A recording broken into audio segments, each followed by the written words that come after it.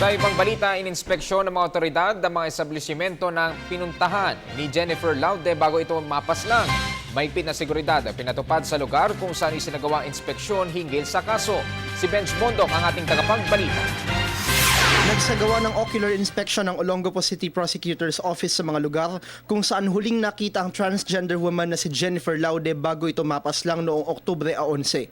Alas 10 ng umaga nang dumating sa lugar ang prosecution team, ang pamilya Laude at ang legal counsel ng mga ito na si Attorney Virgie Suarez. Ilang minuto lang ang lumipas, dumating naman ang isa sa mga pangunahing testigo sa kaso na si Mark Clarence Helviro o mas kilala bilang si Barbie. Unang pinasok ng mga ito ang ambience bar.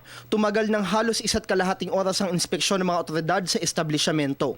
Mag-aalauna naman ng hapon sinimula ng inspeksyon sa Cell Zone Lodge. Alas 2:30 naman ng hapon natapos ang inspeksyon. Pag ni-reenact, nakikita ng parties, nagkakaroon ng buhay. So nakikita ko, sinukat lahat, yung size ng banyo, yung size ng kubeta, no? Lahat yon, pati yung kung gaano katagal mapuno yung tangki ng toilet, lahat. Ginagawa naman yun talaga para malaman kasi kung pag-release na nung official na DNA at saka yung spot, what's that? Yung isang exam pa, malalaman kung si Jennifer ba ay namatay ng asphyxia na sinakal o nalunod.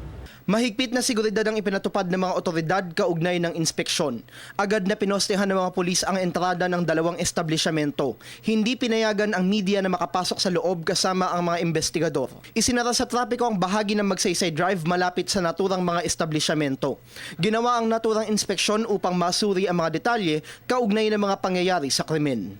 Ngayon, nabigyan namin buhay kung gaano katama yung mga sinasabi ng testigo patungkol sa night club. Okay? Pero kung paano yun makakatulong sa kaso o hindi ko pwedeng sabihin sa ngayon, masyadong premature. Una nang ibinasura ng mga taga-usig ang mosyon ng kampo ng suspect na si U.S. Marine Private First Class Joseph Scott Pemberton na nagpapatigil sa naturang inspeksyon. Ibinasura rin ang mosyon ng depensa na nagpapatigil sa pagsusuri ng mga otoridad gaya ng swabbing at fingerprint testing kay Pemberton kaugnay ng kaso. Wala pang sagot ang prosecution panel sa mosyon ng depensa na humihiling ng desisyon ukol sa pagkakaroon ng probable cause ng naturang kaso. Para sa Telebisyon ng Bayan, Benj Bondok.